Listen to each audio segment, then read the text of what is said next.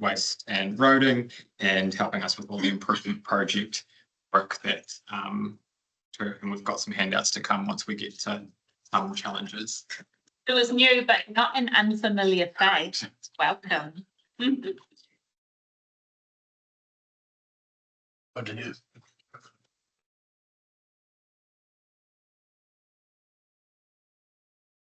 Waiting for some slides.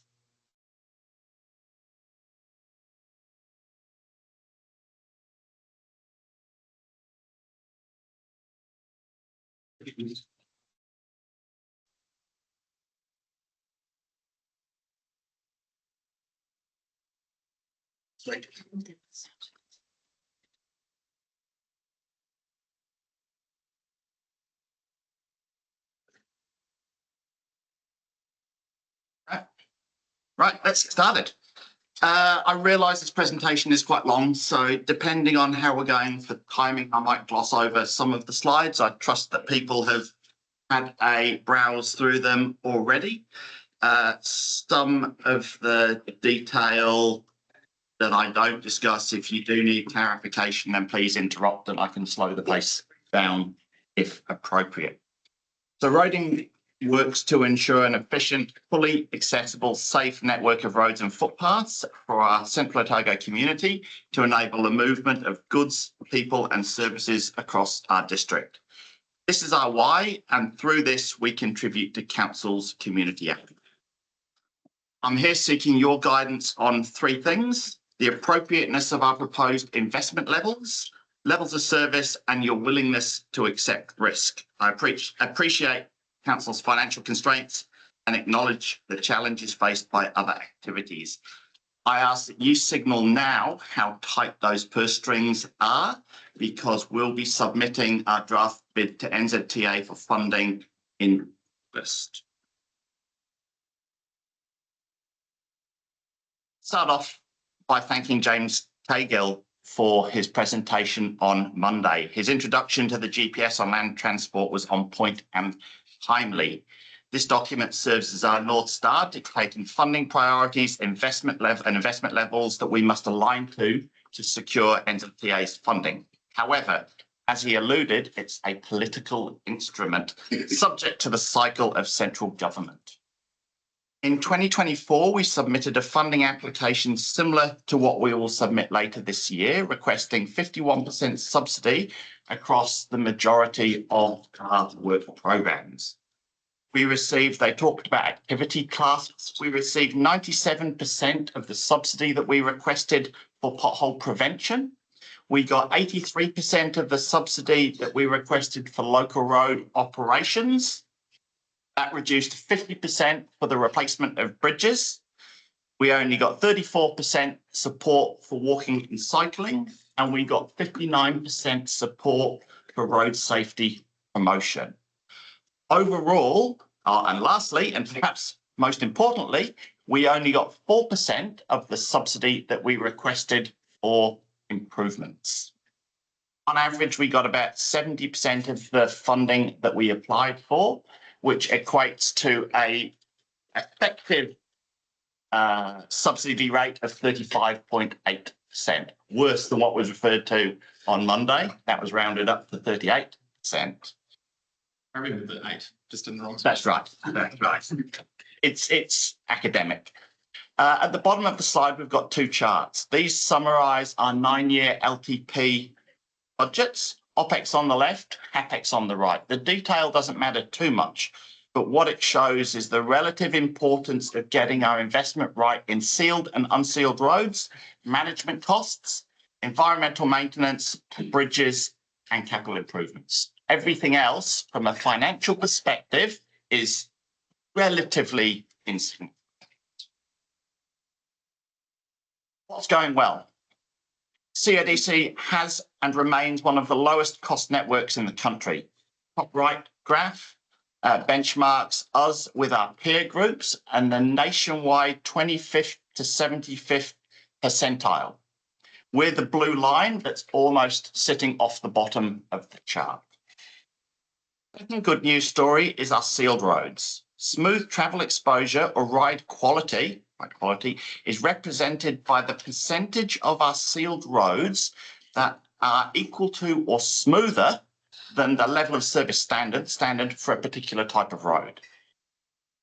We're observing a slight decline to the smoothness of our road. The blue line is just starting to taper off a little bit, but we are still at the very good, better than expected end of the spectrum.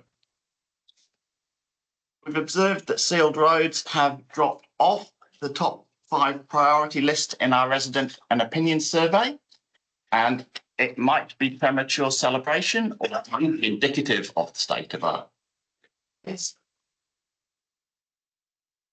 bridge strategy. Many of you will be familiar with our approach to bridge management, often referred to as the bridge strategy. For those that aren't, and in simple terms, it's underpinned by the matrix that you see in the top center of the screen. It considers the relative importance of each bridge based on the roading hierarchy and the detour length to navigate from one side of the bridge to the other side of the bridge if you couldn't go across the bridge. The matrix defines our preferred approach to replacement when a bridge reaches the end of its life. It also acts as a prioritization tool that guides our inspections, investigations, planning, maintenance, and component replacement work. No bridges are yet to be divested, but several conversations are underway exploring the possibility. An active inspection and component replacement program is delivering benefits evident in the 3 charts. The small chart top right is the number of weight restricted bridges, and we're seeing that's tapering off. The number of restrictions has reduced. The bottom 2 charts compare our 2025 LTP budgets for bridges with our very draft 2027 LTP budgets. The spike in 28-29 in the left-hand chart relates to the replacement or the anticipated replacement of several bridges, with the most notable ones being the Omakau Bridge and the historic Ophir Bridge. These 2 projects have now been deferred outside of the 10-year. And that's a direct consequence of us putting more effort into investing, but also putting more effort into understanding the status of our bridges.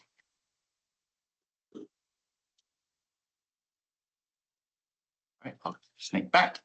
The draft 2027 replacement program, which is the green, my handout it's brown, but for you it's green. So if I get colours wrong later on, it's because what I saw and what's up there are different colours. The 2027 bridge replacement program shown in that right-hand chart is based on us budgeting 100% of the replacement cost of bridges that are either green or yellow in the matrix. They're our most critical, most important bridges. We're budgeting 50% of the cost for our orange bridges, and they're the ones that we explore divestment with third-party contribution. So we're not budgeting for the entire cost. And the third group, the red bridges, we're budgeting 25% of the cost of replacing those bridges, acknowledging that the bridge strategy says we will be looking to explore reduced levels of service. Whilst the bridge strategy is going well, there are several key challenges. A report is expected to be tabled with you in the coming months, seeking the non-replacement of several bridges that have reached the end of their life. There's unlikely to be any or many surprises in what those bridges are.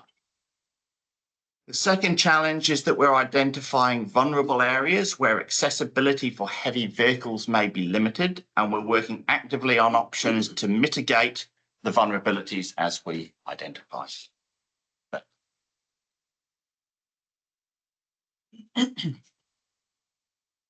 Until now, I imagine that most of the presenters have glossed over this slide, saying they operate and deliver in line with your or council's risk appetite.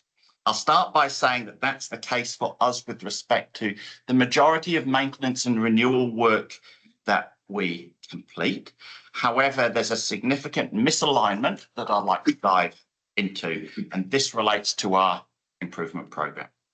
You'll recall that we received 4% subsidy for the improvement program, and a substantial part of our $11.4 million program in the 2025 LTP got deferred out of our current two-year window. We've got $150,000 the current financial year that we're approaching the end of for improvements, and we've got $100,000 next year. The impact of such a lean budget is that known problems can't be addressed.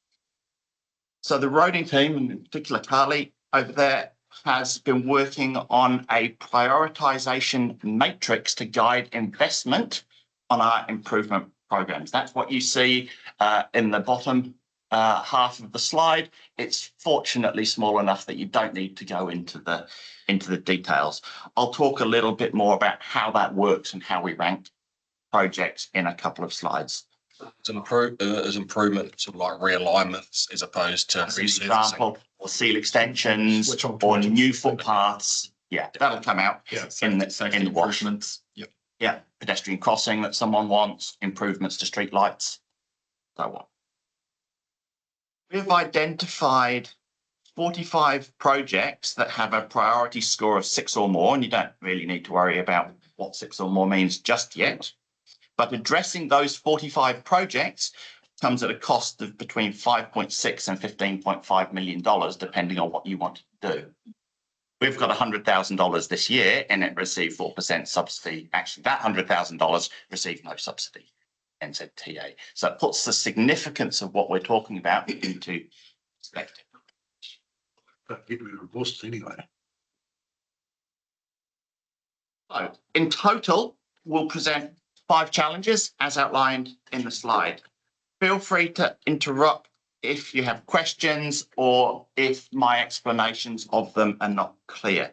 You may like to provide feedback as we go through each one, or you may prefer to wait to a final slide that I've got that will allow you to consider the impact of one project on another, because obviously, it's quite feasible that you won't be able to say yes to everything, despite being sympathetic at the time of hearing challenge.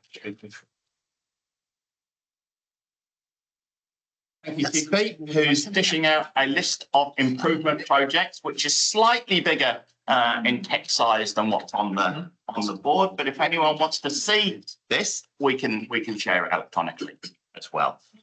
In reality, we don't need to go into all the detail.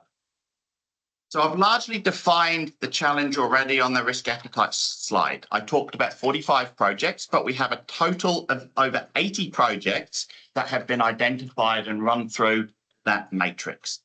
Total cost to address them is between $5 and $22 million, and that's what's detailed in the handout. Several investment options have been modelled, and we've referred to those as bronze, silver, and gold. And on the right, you'll see which project falls into bronze, silver, or gold. Everything that's in bronze is in silver. Everything that's in silver is in gold, and indicative prices. But I stress that this is a very early list to give you a steer on what the consequence of low investment be in terms of seeing projects effectively drop off that list or be pushed late in the 10-year.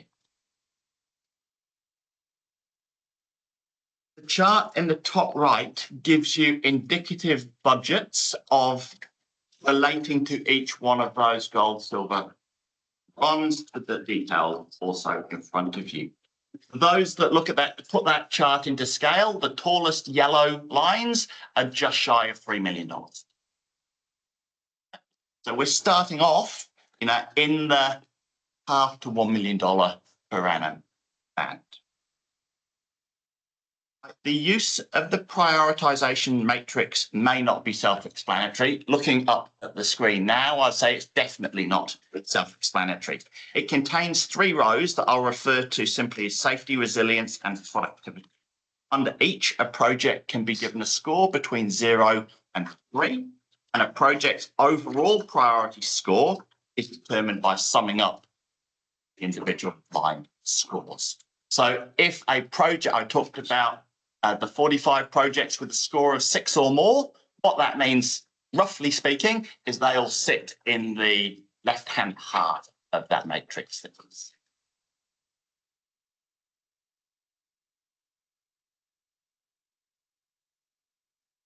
Silver, which is our recommended program, and what's included in the charts at the end of the presentation, represents a priority score of 5 or more. If people are interested in seeing the detail behind that prioritisation matrix, which is in draft form, I'm happy to share that. I'll now hand over to Paul, who will, unless there's any discussion around that at this point. Considering that bronze and silver now for level service, correct? Not with improvements. We're saying that we should be investing substantially more than what we currently are.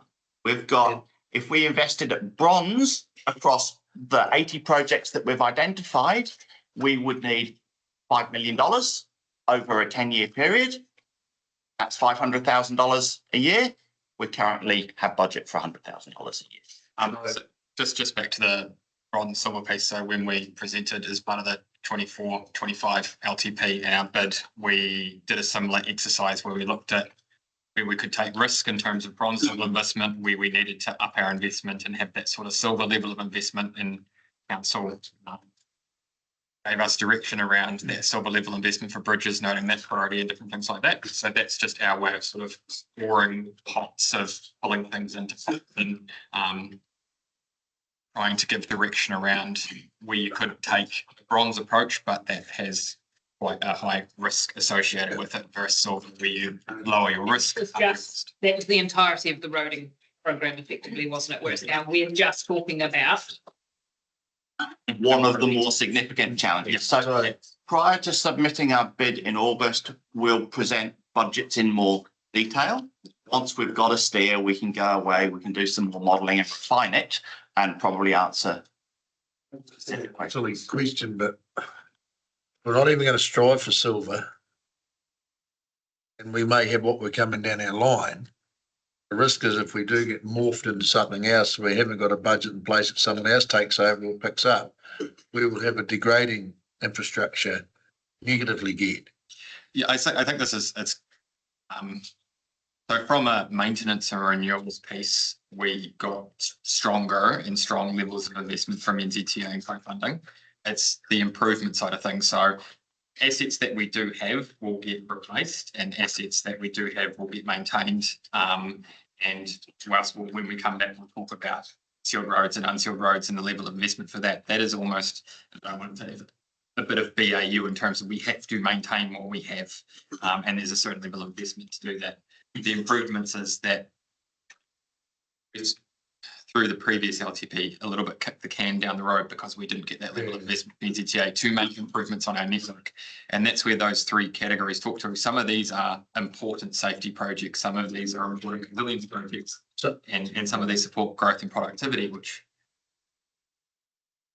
So NZTA here yesterday, pretty much, if you read between the lines, that there's not a lot of money coming down here unless we've got projects of it. Now, if this was a other community facility, we'd be looking at borrowing for 30 years to get up to speed with where we're at. Because the way I see it, if we can't just keep having bronze and going backwards, so for example, if we've got $13 million, there's not a lot of money in the context if we're looking at setting rates or what we're doing, is why aren't we borrowing $13 million against the roading budget to get up to speed? Otherwise, we'll never catch up. And that's, I guess, the whole thing now. So there is an appetite to get us up, because if we do get morphed into something else, which we are going to somewhere along the line, it won't be coming from wherever we go, unless we've got budget lines there. And if we get it up, then they've got to maintain that level. Yeah. So the risk to me now is that we need to be thinking about borrowing $13 million against whatever we borrow against to, and then it forces Transit New Zealand, NZTA's ability to go, hang on, these guys are unsubsidised and road into level. Their debt levels is going to be, if it's not kept within our area, and then we can offset debt one way or the other, but we'll have a decline in infrastructure when we do move somewhere else, it'll never get picked up. So I think these conversations are pretty important, because everywhere you look at, every town, every place has got something in there that needs done. This is where we are going to start weighing out the costs when it comes to the budget. For every $1 million that we borrow, I think it's about $150,000 rate pay. in interest. And we are also facing an extreme amount of pressure to keep rates down, and recognising we are one of the few councils that is currently looking at a single digit rates increase. And This is where we are talking through what we're prioritising, and I 100% get your enthusiasm for the infrastructure. $13 million worth, recognising that we have been really good and our people are used to something that is actually a quite top-notch service when you look around the country. Are we willing to have our ratepayers put the money in to maintain what they've become used to? Or are we willing to say, actually, our roads just aren't going to be as good as they used to be? That's the conversation that we are talking through. And I'm pretty sure I know what the answer will be, but how do we create that? This is our appetite here, to actually make sure that the next change, and we aren't facing race caps yet. Don't know how our balance sheet's going to be looked. Will come someone else takes it over, and the old auntie comes into the Grand's bank balance and starts playing with it. But we want to make sure that if we leave this entity in whatever shape or form, our condition of our roading infrastructure and our bridges and footpaths, no matter where you are, because this documents across the region is ship shape. Because someone else ultimately will pick up the debt. Yes, Will they pick up will. running costs. I would like the opportunity. I know some of us are really familiar with these next slides that are coming up, but we do have a lot of new people here. So if we can quickly step through some of these bigger ones like Sandflat Road and Murray Point Road, that would be great. Yeah, and we do have some summaries at the end which pull it all together, and some budget questions for things where that conversation's valid. Excellent, thanks everyone. Obviously, today we're presenting two seal extension proposals, being Sandflat Road and Murray Point Road. Seal extensions are projects that we haven't seen in the district for a number of years. But what we're seeing, particularly with these two roads, are some obvious safety issues and also some growth issues as well too. And we're starting to get a lot more complaints around level of service, not just from the people that are living on these two pieces of the network, but also the wider user group as well too. So that's our opinion that these are not discretionary upgrades. We haven't just plucked them out of the air. Both of them have reached the point where maintenance is no longer delivering the required level of service, and that's pretty evident in some of the safety statistics and also the customer complaints that we're getting. So really the key question today around these two improvement projects is what level of risk, cost and service gap are we prepared to accept if we don't seal them? Because if we stay at BAU, we can continue to see the same problems. We're going to be continually poorly investing in maintenance when we know the right thing to do is to seal them. So probably just setting the scene a little bit. I've pulled together two draft business cases, which will at some point in time they will go in front of NZTA as well too. A little bit of fine tuning to do on some of the maintenance costs and probably some of the market rates around the construction costs, but they're there or thereabouts. They've both been assessed on level of service, cost and risk. The benefit cost ratios are low, but that's quite normal for seal extensions. They are below 1, but the decision's not. So basically, the decision is driven by safety, dust, and life cycle costs, not just the economics of actually doing those projects. And again, those are the things that will get them over the line, potentially get them over the line with NZTA as well too. So just kicking off with Sandflat Road, so just a bit of context. Under the new national classification, Sandflat's pushed into a peri-urban road, so it's not classed as an urban road anymore, based on its proximity to crop and its use. It is currently gravel, obviously. It's carrying, depending on where traffic counts, or where we take traffic counts, between 350 and 400 vehicles a day. And the commuter and local traffic is increasing. It's getting used, as a direct route to Bannockburn. So the expectations have already shifted around the level of service on that road. So what's the problem? We're seeing the same issues reoccurring despite maintenance intervention, so grading, drainage works, and metal renewal. There's been corrugations, dust, and continuing complaints about the condition of Seven Flat Road. Alignment with community outcomes. I think healthy and resilient, and that's around dust and level of service. Investment in infrastructure, enhancing productivity, being healthy and feeling safe, and quality assets as well too, being quality roads in this case. So just a comment from a Cromwell Community Board meeting. The board feel that Sand Flat Road's become a major thoroughfare into Bannockburn and Cromwell, and that sealing is an appropriate investment. Funding should be sought towards this project. It has high usage, connects to the Highlands Motorsport Park, and causes significant issues with dust. So effectively, we're spending money at the moment repeatedly without actually solving any of the problems. So with this, because it's a relatively short section, around about 800 metres, we only assess two options here. And one of them is basically do nothing, BAU, let's continue. We're not going to change anything. We're still going to have the same complaints. We're still going to have the same safety issues, the same environmental issues. So and the second option and the preferred option is to actually do a full seal or full reconstruction and seal of that section of Sand Flat Road.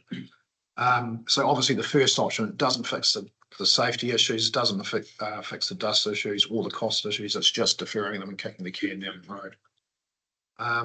Financials, total approximate cost of 1 million. So that includes design, drainage works, water tabling, any culverts required, pavement construction and sealing. Obviously we are thinking 51%, but on the back of Mark's previous comments, that may or may not occur. That would see about $500,000 investment from the ratepayer. So, I mean, that's relatively moderate with co-funding support, I believe. So benefit cost ratio for this project is 0.26. So as I said, both of these are well below, they're both the same actually in the BCR ratios, but that is the BCR excludes key benefits like dust and amenity as well too. So NZTA don't require a minimum BCR for seal extensions. They assess them on a case by case basis. So it's about us telling a good story around both of these projects. What's a good BCR then? Above 1. Yeah, Yeah, obviously, yeah. above 1. And that's pretty typical for most business cases, whether it be the public or the private sector, Curtis, yeah.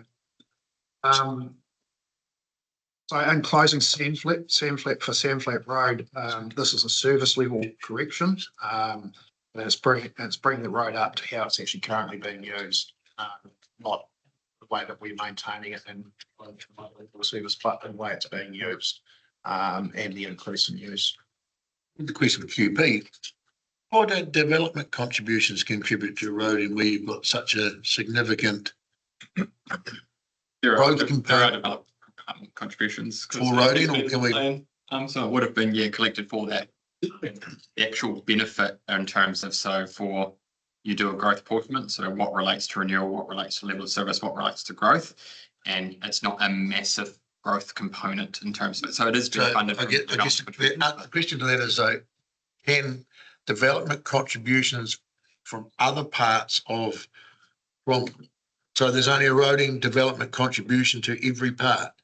So a portion of the development contribution will be collected for this project. Yeah. So and there is a roading development contribution, but a portion of that is collected against this project. But because the growth component is quite low, because this is largely around level of service as opposed to service and growth. So there is an element of growth, but it's not the main component of the project. As a result of the growth elsewhere within that town.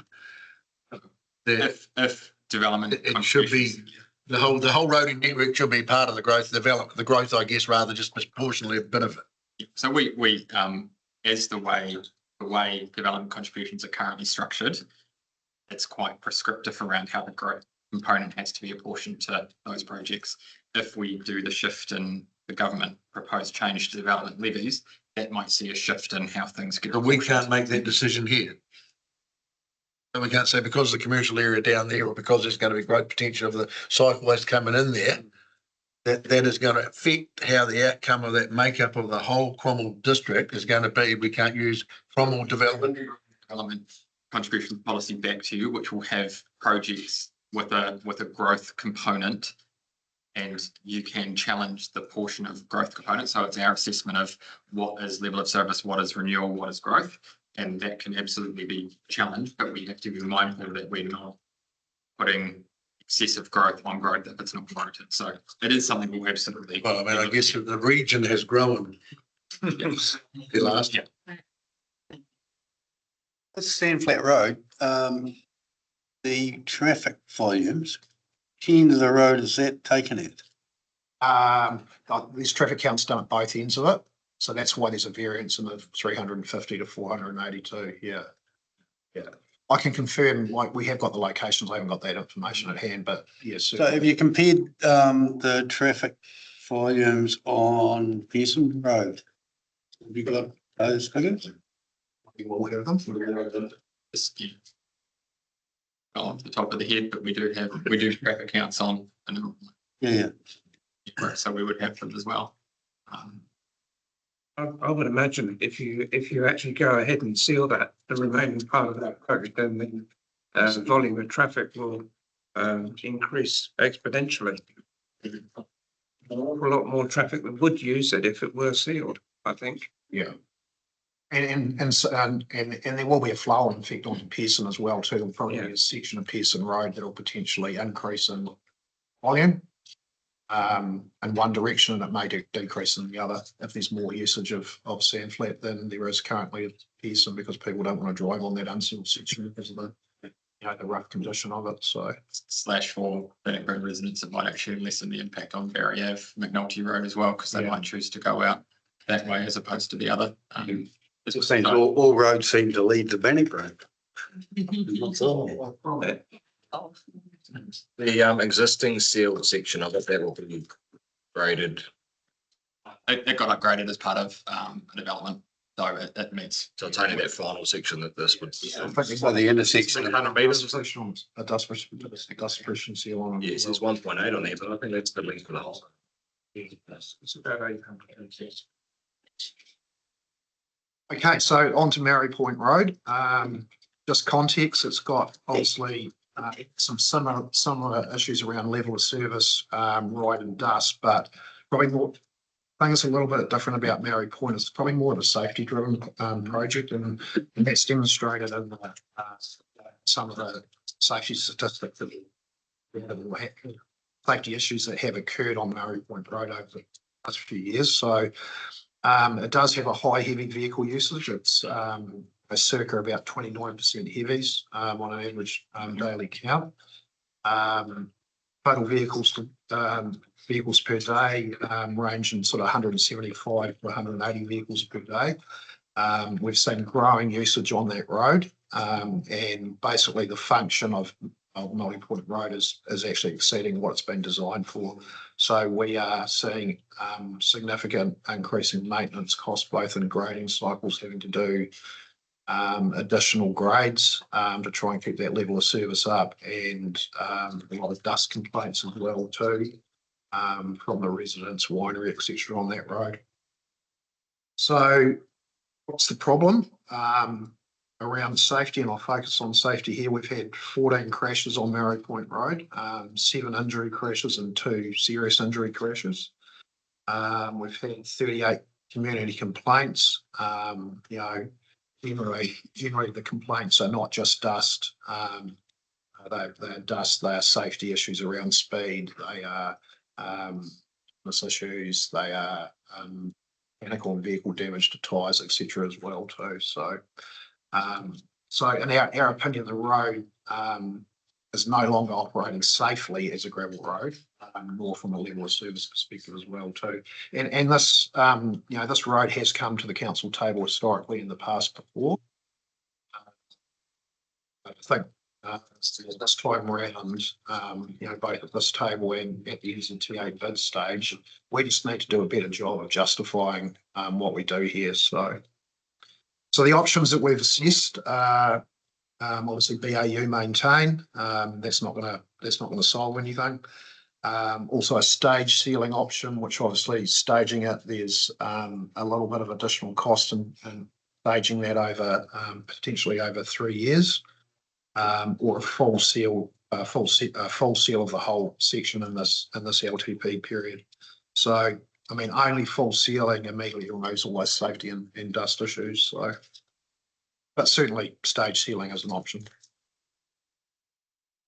Financial costs of this project around 3.3 million, 3.5 million.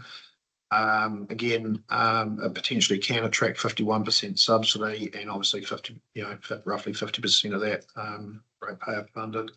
Benefit cost ratio exactly the same as Sandflat. Again, safety, dust, and health effects are only partially captured in the BCR, but we can tell a story around that and show some numbers around that as well too.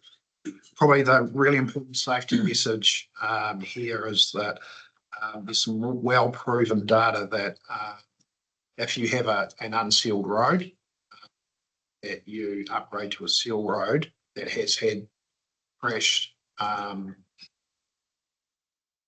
incidents on it, you can generally expect a 40% reduction in injury crashes if you move from a gravel to a sealed road. So I think that's a really key point.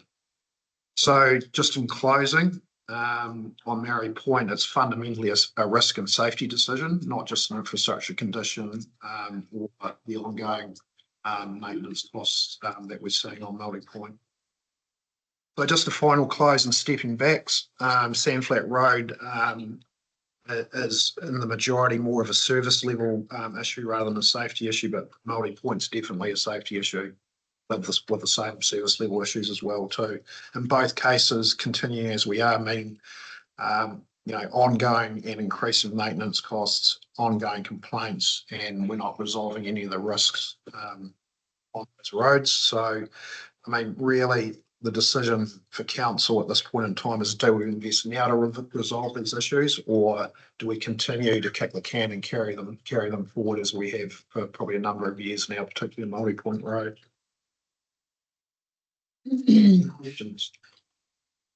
Those that 18 to 29% heavy commercial vehicles on Maori Point Road, I'm guessing is predominantly because of the nature of the commercial activities that take place on that road. There's a dairy farms. It's hard to say. It'll be a combination. Like anecdotally, the residents on the road are saying that there are transport operators, even though it's unsealed, are still using it as a through cut. But yes, there is commercial operation on there. There's a substation, there are orchards, there's dairy farms. Dairy grazing. Sorry? Dairy grazing. Yeah. I don't think there's, Google Maps gives it as a route, and that's why you're getting a lot of that volume down there. Yeah. And it's interesting. It's not currently in the business case, but when you look at development, and you look at our requirements under 4404 for sealing of roads, anything over 150 vehicles per day, 15 lots, if a developer came in, they would be required to seal those roads, and Maori Point Road's already over that. But I mean, It's been there for a long time on the sheet being talked about and kicked around for a long time. It's been Only just down a long deferred as a time. result of the NZTA subsidy not being achieved, so we up the money. Yeah, I think it is important for Maori Point Road in particular, but also Sandflat Road, that we are really clear in our storytelling when we go to NZTA, because that is, when we look at how much crash history there is along there, the vehicle movement. I would like to see us achieve that 51%. If you're even going to push the boat out and it comes to safety and it going in before, the ratepayers got to realise that we're making some decisions here that affect that. What about the intersection part of where you come from the, just after the bridge to turn off into Mary Point Road. How is that? Because that's quite a gnarly corner there. Yes, Yeah, Yeah. intersections are. yeah, so those costs that I've tabled don't include upgrades of those They intersections. don't. Well, because there's a conversation that needs to be had around. State highway, yeah. Yeah, so obviously the first, approximately, that first 20 metres from the limit line back into Murray Point Road is actually TA. So we're not, yes, if we were looking at changing the alignment, there may be a conversation with some cost share there. But those costs haven't included any upgrades to those intersections. Typically, it would be NZTA's responsibility where it meets the highway. Yeah. Yeah. It's in design phase when you're doing all this. 100%. It would have to be considered as part of the project. Yeah. And the crash data is heavy towards the intersections. Nah, it's in the middle. You get Is it? you get a bit of a, it is dangerous and you hit Oh, these it's an awesome road. You lose the corners, lose the tail. And speed historically has been an issue, so it has had previously a 60 temporary on it and it's currently posted at 80.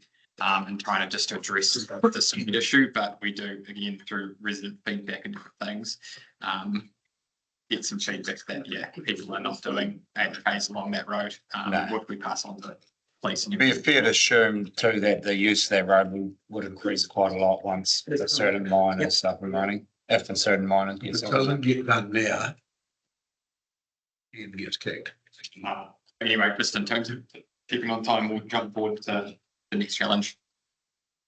Challenge 4. So roading contributes to an emergency works fund that can be called upon to respond to significant events that are usually weather related. The emergency works fund, in my experience, is only called upon when the return period of the event we're considering is less frequent than a 1 in 10 year event. Challenge we see at the moment is that we're getting an increasing number of minor events that don't qualify as significant. I won't talk to everything on this slide, but I'll cover the key points. The impact of our response to minor events on BAU, business as usual, has become unsustainable. We could increase our business as usual budgets to compensate for this. However, we'd need to increase all of our budgets because we don't know in advance which assets or activities will be impacted by a particular event. It could be wind, it could be snow, it could be fire, and they'll all impact different assets in different ways. 2025 LTP saw us significantly increase the rate at which we contribute to the Roading Emergency Works Fund, with annual contributions now in the 25 LTP fluctuating between $450,000 and $620,000 a year.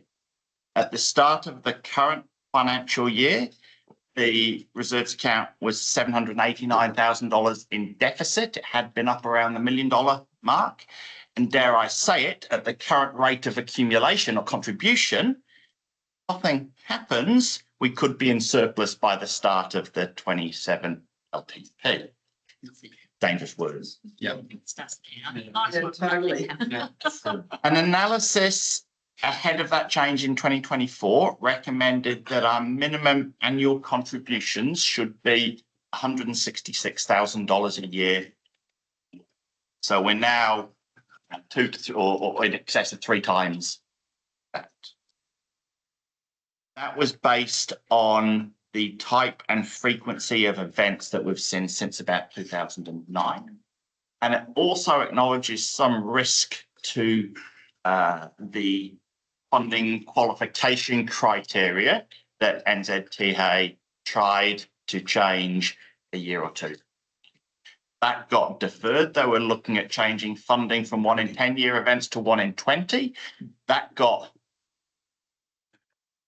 postponed and will be revisited at some point in 2027. I think just a little bit of context for newer people at the table. So if we have an emergency event, big rainfall, we can, if it triggers a certain threshold, that 1 in 10 year, looking at 1 in 20, we can apply to NZTA and they'll potentially, if we are approved, get 51% funding if council then find the other 49% for that. So over the past few years, we've bought pots ad hoc after those events to get support, and that's what that pot is for. But we were eating into it a lot faster and hit the $1 million deficit faster than we were showing it against those. Were you getting your 51% as well? Or? Yeah, we were successful in our applications for. They're quite quick to get everything in to trigger that, eh? It's a lot of work just getting it over the line, Yeah. just to bang it back. So as a general rule, like they're pretty good at. Generally speaking, I think I've put in 4 applications and they've all been Successful. approved. Yep. Spend has to be in excess of $100,000 to qualify. And it has to be evidence that it's greater than a 1 in 10 year event. So there are events that are often quite isolated and they will fund in the region that is deemed 1 in 10 years. But often in those events, there's still impact further afield in the network that doesn't qualify for that emergency works funding, and that still comes out of So we use the Lindsay Weather Station for the one by you in terms of that there, but at that same time, now we got hammered in that same weather event years ago, and Thompson's Gorge got scoured out and different things like that. You had to get a grader up there and spend a bit of money tidying, making that accessible again. Curtis and sunshine. Type thing, yeah. And that qualified and that did. So that's part of the risk we're talking to as well in terms of where it doesn't trigger. So that's not in these figures, is it? Contingency. No. So there's 3 options that we're looking at.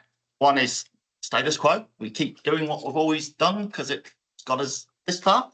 The second option is that we reduce our emergency works or contributions to the emergency works reserves by, I'm proposing $100,000, and we take that rate funded pot and we put it in a minor events budget that will allow us to target work where it is needed. So if it's a wind event and all the trees blow down, we can target it towards clearing trees. If it's snow, we can target snow clearing, but we're not having to bolster all of those budgets on the off chance something happens. What's the difference?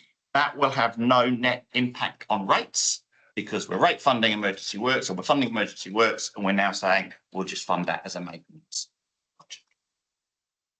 The third option is that we continue our current contributions to the emergency works reserves account, but we look at increasing our OPEX and or capital renewals budgets to allow us. Any feedback on that? If we increase the level, ultimately by default, that drags NZTA to increase their level as well, does it not, by default? So what I'm focusing on here is our response to minor events, which wouldn't qualify for NZTA subsidy. If it did, it would mean if we were able to get additional subsidy, then it means we can do more. Right? So it might mean that we don't have to put papers in front of you as frequently because we have operational budgets that will allow us to go and submit an emergency works funding application. But this is really to do with not the impact that that rainfall event down in Teviot down there, it's the impact that same rainfall event had on Thompson Gorge Road. That then means we've used our other budgets up and we have to cut back on our grading program or our remetalling or work elsewhere.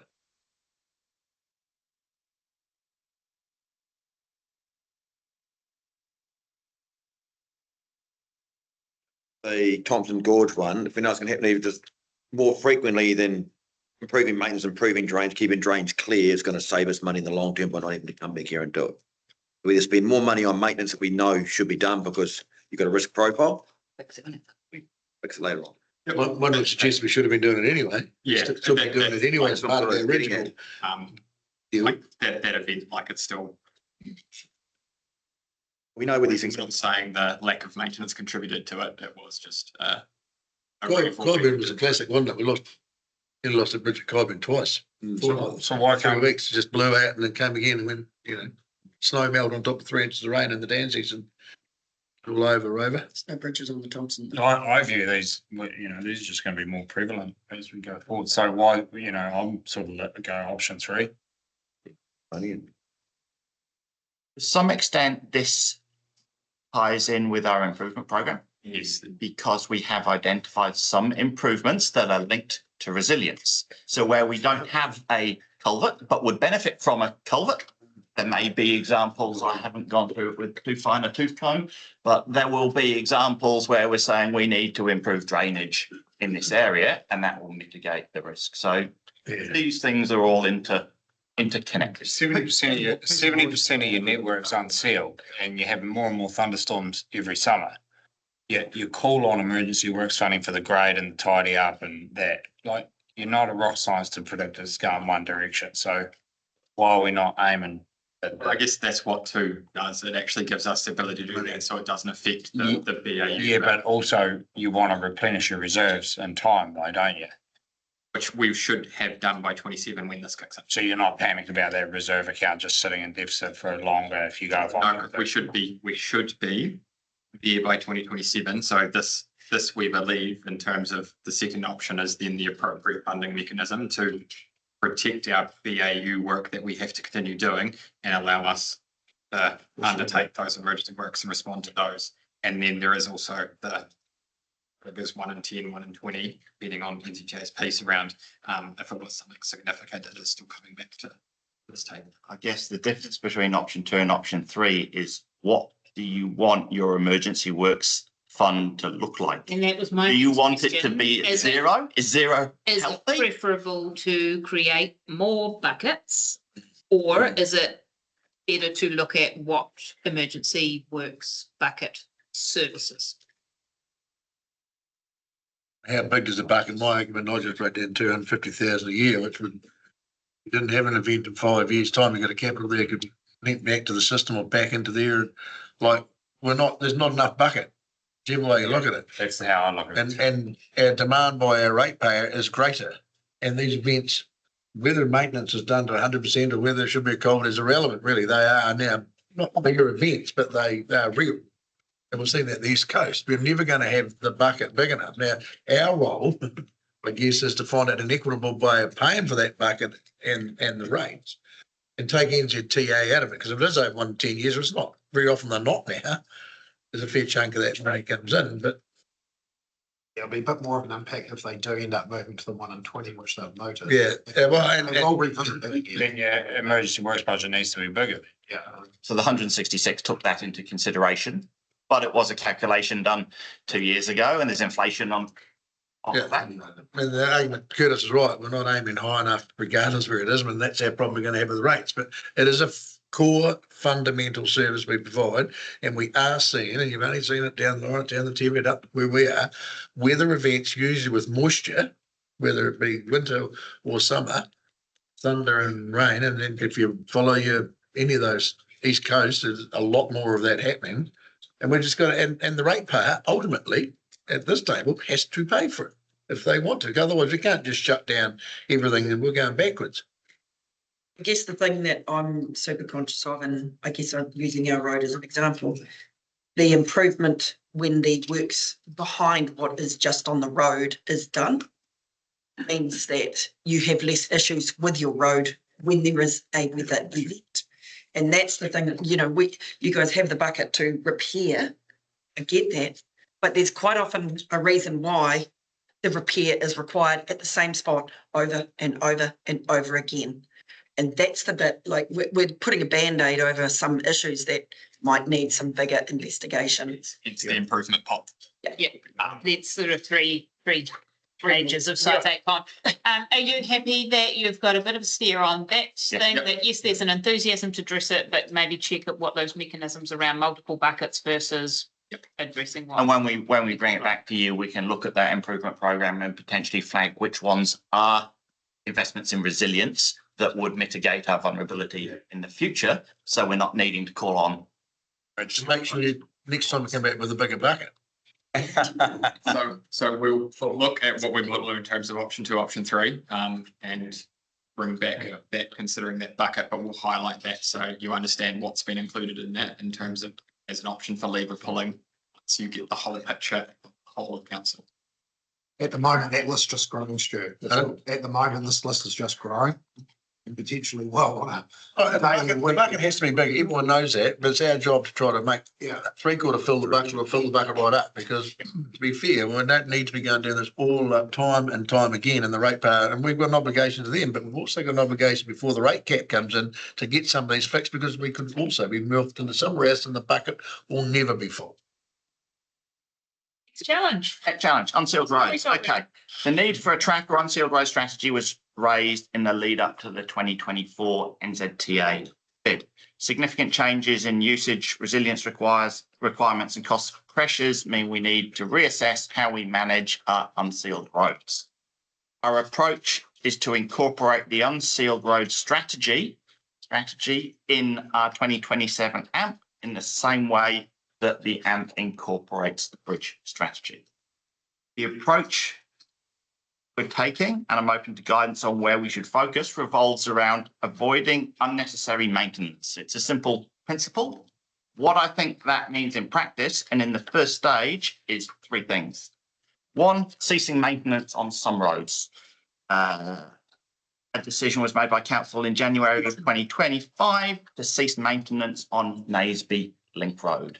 The detour that was created by requiring vehicles to go round Naseby Link Road was not significant, and that was acceptable to council to cease maintenance there. We want to work through a systematic approach of identifying other examples that we can table with you, potentially not before the LTP, but on an ongoing basis. We can table them with you for your consideration. By identifying those roads, that will free up funds that can then be reprioritised to areas that need it.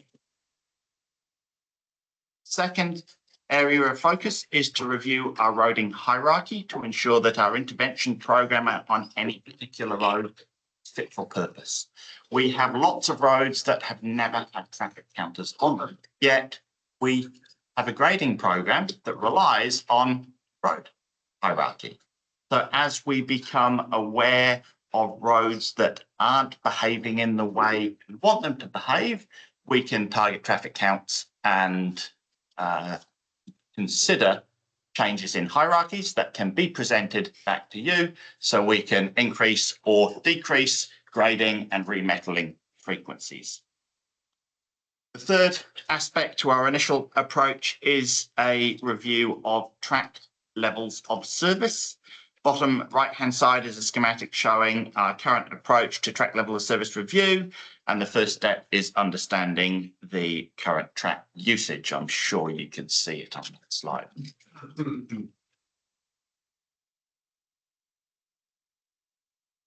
Our third round of traffic counts on tracks is underway. We're actively looking to understand both the volume and seasonality of use. Between 1988 and 2024, only 18 traffic counts were completed on tracks. We've now completed, since the start of 2025, 58 counts in 29 different locations, and with the round that's underway, that will lift that to 80. And we tried to get a post-opening, midsummer and pre-closure picture of how our tracks are being used, because I expect, and I haven't put data, but I expect we'll see they're all being used quite differently. On the screen is a chart showing the average number of grades completed by hierarchy over time. Charts signal several things. There's an affordability challenge. If you look at they are the sort of pinky coloured bars. Okay, for 2024, 25, you'll see grading frequency had reduced. We weren't grading our roads as often as we had been in prior years, yet we spent 99.6% of our budget. So we couldn't have done. Can't do much of grading. Potentially, no any graders. The impact, I think this ties back to our resilience and our emergency works conversation. The impact of weather events on BAU budgets. Okay, we had significant rainfall events in October of 24 and of February 25, so impacting that financial year, and our budgets were consumed by reactive drainage and spot metalling and grading, which meant our routine preventative maintenance couldn't occur at the rate we wanted it to. And lastly, and I jumped ahead, the impact of spot metalling on unsealed road maintenance budgets. 15% of our unsealed maintenance budget in 2024-25 was spent on spot metalling. And that's an activity that typically, if you read the AMP, says we don't spot metal, we spot metal tracks, but we don't spot metal our roads, yet we've spent 15% of our budget on it. And it's because we don't have enough funds to be proactive in what we. Would some of that spot metalling not be in response to emergency works, or is it still separated? Some may be in response or will have been in response to emergency works, but other bits may have been in response to not being able to afford to remetal a road in entirety. So we're identifying the critical sections, intersections. And spot metalling's maintenance activity, whereas remetaling's a renewal activity. So different costs. But some would still have been in response to. Correct. Yeah. And therefore the $100,000 that I was suggesting would mean we could do that spot metalling from our minor events fund rather than impacting. Yes. Yeah. Every 3 years, the roading team complete DTIMS modelling on our sealed and unsealed roads. This takes road condition data and develops a theoretical work program that then undergoes field validation. The modelling outputs investment scenarios for both maintenance and renewal, and it forecasts future road condition for each level of investment. We'd hope to present those outputs today, but they're not ready, but we will present them to you and you'll be able to see at yesterday's construction costs, what that means for road condition at different investment levels. Despite options not being formally presented in relation to unsealed road condition, I think it's important that you provide feedback in relation to levels of service, especially in my opinion, how they relate to tracks and resilience routes. We welcome comment on the initial approach to the strategy in the 3 areas that I talked to. Comment, and I've made this to QP. In our ward, we'll probably see an over allocation of maintenance to the gravel roads and an under allocation of maintenance to a track. And what I mean by that is sometimes I'm looking and the grader's coming back again. I'm going, geez, nothing wrong with that road. Yeah. Screaming out for a bit of a tidy up, you know. And that potentially could be addressed through our focus on tracks, understanding, you know, what the traffic volumes are like, and it depends on the particular tracks that you're talking to, but also the grading frequency that's driven by hierarchy. You may have roads that aren't tracks that, based on very low volumes, should be. And likewise, you've got roads that might be tracks because it's based on traffic counts that were done in 1988. And has that not been a constant change of that methodology? So we're dealing in 1988 road count for a track in the Tevere. Assume it, We've been and in some going that cases, long and we're all sticking with exactly the same methodology. But who determines when the grader comes down? Is it just On the grader. Alden Hogan pick going, oh, we'll go back. I know you talk about the route and the loop and the routine. Cyclical in terms of the fact that we rotate the grader, and that's where the risk of you have events, you pull the grader off and you keep doing. But we've been grading roads in a similar way in terms of frequency and different things, and is or has been working in principle, but there are a few examples of where maybe it is more appropriate to drop one and pick one up here and different things like that. So it's probably not going to be substantive change, but it's just acknowledging the fact that we do need to constantly be looking at hierarchy in this review and different things like that to reassess how we do work. And that's the same with how roads are actually used in terms of, do we drop some roads completely from maintenance because Then they turn into a track, so they'll then, if they drop from road for maintenance, they must then just deem to be a track, or else they're going to the track is still a maintained road. Yep. So pass. So pass. Loosely termed.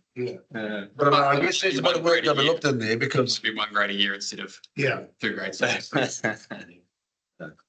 I have sympathy for you in the unsealed roads. Our cars are more comfortable, the all-wheel drive, everyone drives faster. These roads just get hammered to what they would have done 20 years ago, and we expect a lot out of our roads. but they were put there for a purpose and people have been paying rates for the last 50 years for that purpose. And So we our have to job to accept- make sure that we either take them off and there'll be some driveways, some big ones. Yeah. But the reality is that Central Otago's tracks and roads were put in there 50 years ago to serve the purpose that they were there for. Yeah, so we have to And- accept we've got to pay more Yeah. to get what we want out of them. And it's a course key service and it's fundamental for this council. So we've got to, but in saying that, there will be a hierarchy move around, which will make a big difference, could make a massive difference. Exactly. And hypothetically, we might have tracks that get 1 grade a year that carry a lot more vehicles than a road. Yeah, yeah. And some of our tracks have amazing recreational benefit and recreational use and Yeah. different things that are all And tourism, potentially, yeah. and Yeah. put them into a significantly higher category. So that's where Yeah. we need to be thinking of sort of hierarchy review to Because like I say, everyone now is moving around and the recreational part, people are doing that more now with a vehicle, four-wheel drive vehicle or four-wheel drive car than ever before. But it's still a part of our roading budget. So So we'll be bringing the modelling back. We'll be constantly developing this unsealed strategy as we go and making these calls, but we'll be taking council absolutely along for the journey and as decision makers. Yeah, our tracks are a little bit more complex because they're not just driven by traffic volume. I mean, to some extent they are, but they all have different uses. Like sometimes the road's the destination, not a lake, not a river. Right, yeah. People want to use the road's actually the destination. Nevis, journey. Saddle, places like that. So. Yeah. And potentially a resilience route. And we need to consider how we develop and maintain routes that are potentially resilient. We'll recognise that they shouldn't be used in terms of access and different things like that, and managing that. So all part of the consideration of that unsealed road. we don't want to be seen to be a council all of a sudden just shutting down roads and tracks because we're trying to take that somewhere else. But the perception is that's what they were there for. Yeah, but we also need to be realistic about what the community can expect of a road or track, and I think that's a big part of it. A track is not a sealed 2-lane highway. It will never be. We've still got a few slides to get through and we're now running over time. Do you want to go through the next part and then we can get to that? Finish this presentation. I'm conscious that this presentation, Ties into the next. yeah, well, this ties into the next, but I'll be able to pick up the time after lunch. After lunch is significantly shorter. Who'd have thought that this council was particularly interested in roads? This is not a surprise. Right. Cracking my windscreen right now. Emerging issues. So everything in this presentation should be caveated to reflect the uncertainty in the Middle East. All of our financial forecasts are based on historical construction cost data. I don't have a crystal ball and I'm not yet prepared to imagine what I might see if I look into one. But we will deal with that as a different part of our LTP preparation. Numbers 2 and 3 on the list relate to level of service. We're expecting an increasing number of challenges linked to infill of levels of service, the consistency of levels of service, and areas that have rightly or wrongly superior service. We've been talking with Walton Land Development team about bringing that challenge to council and seeking guidance on how you would like us to respond to that. An example that has been implemented by other councils is transitions from asphalt to chip sealed roads. That's only an example, but it's the sort of challenges that we envisage bringing to you for guidance in the future. Lastly, the impact of fast track applications on roading infrastructure has the potential to be significant. Community board project priorities and interests. I'm not going to run through this line by line, but the slide recognises requests from community boards that are relevant to roading. Most of the projects feature in our proposed work programs and have been priced. Many of them will be in the lists that have been circulated in front of you.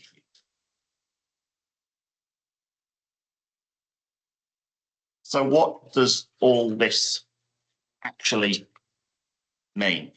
This slide and the next slide will hopefully consolidate everything so you can get your head around what we're actually asking for overall. This chart graphs OPEX. It excludes our internal staff and roading unit costs. The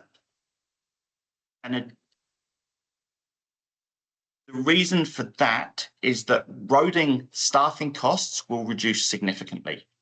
We're not getting rid of people, nor have people left, but there's a split that's kind of demonstrated by the little thing at the bottom right-hand side, where roading staff is being split from being under a roading umbrella to some, myself, Carly, and some others being under infrastructure.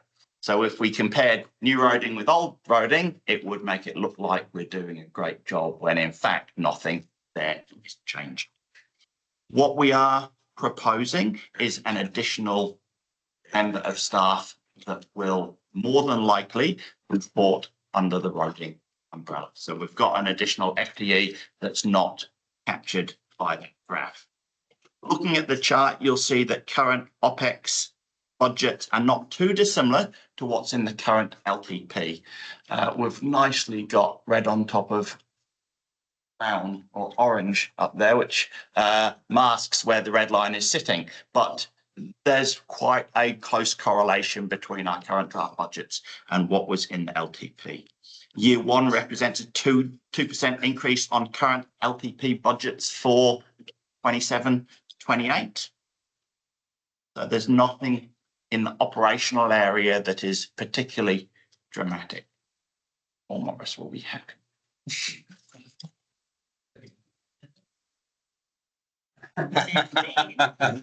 Here you have graphs, but for both renewal and improvement capital expenditure. The top chart shows renewal, the bottom is the improvements.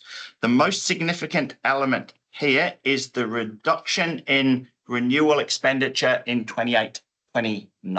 Okay, we talked about that earlier. That's primarily linked to the deferral of some bridge replacements. Draft renewal expenditure for the first 3 years of the 2027 LTP currently sits just over $4 million less than what's budgeted for the same period in the current LTP.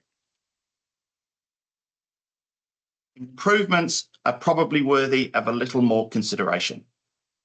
The 2025 LTP deferred the sealing of Murray Point Road outside of the LTP period, and this has been brought back in currently in year 2. The construction of Sandflat Road Seal Extension was in year 1, but that's been deferred to year 2 to align with our ability to respond to any subsidy approval from NZTA. Construction in year 1 is difficult when we probably won't find out what subsidy we get until we're several months in. In 2030-31, there is budget for public transport infrastructure, and that's been, I guess, inspired by the regional deals conversations that have been occurring. Cromwell Town Centre intersection improvements are unchanged from the 2025 LTP.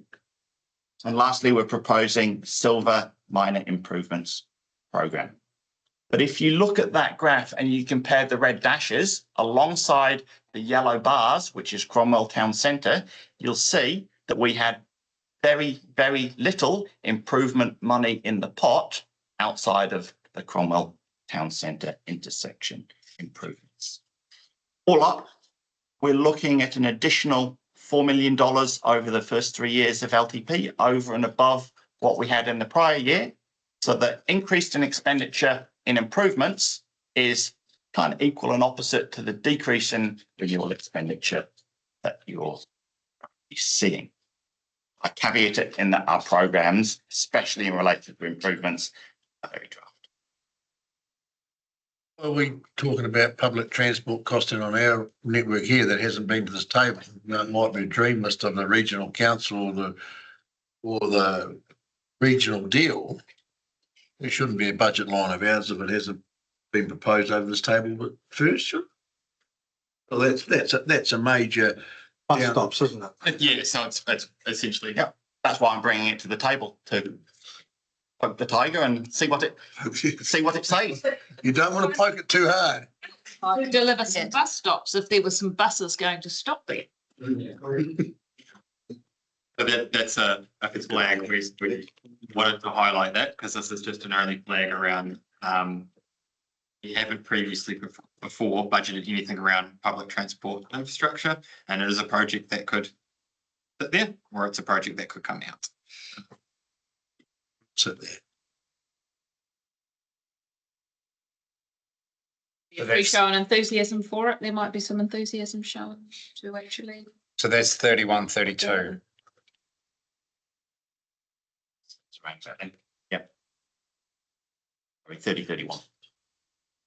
Comfortably outside the 3-year window, so there would be opportunity to revisit it before.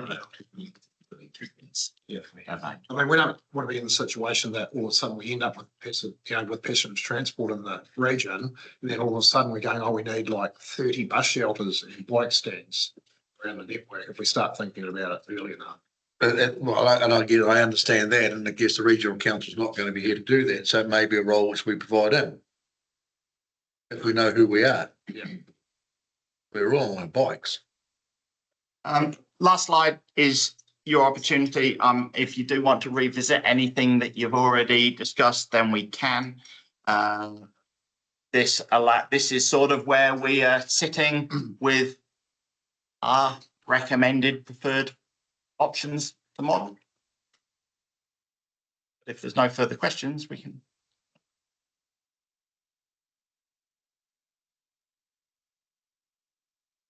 This is a steer to allow us to go away and put our budgets in against this, and then come back for a conversation from there. Just back to the EW reserve. So what happens if we just keep getting in a cycle where they get back to zero, and then we have some 400,000 thing comes along and we're back in deficit, and we're in deficit chasing our tail all the time. So why don't we run that third option? We can.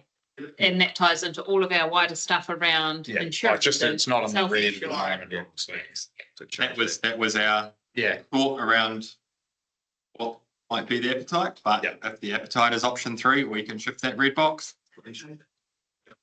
And a big part of that will be, it'll come back to this table and we will look at what the rates look like, and then boxes will move. Yep. And that's the point of. But that's the starting point. Is there anything that anybody's really allergic to around those red boxes that you think actually that there's no appetite for this? Thank you. Fantastic. Thanks, Steve. Awesome. Right. We are now going to break for lunch. I was going to cut your lunch short, but QP says that we can rein in some time on the next one, so you can now lunch and we'll see back here, please, at 1:30. And thanks to QP and Mark.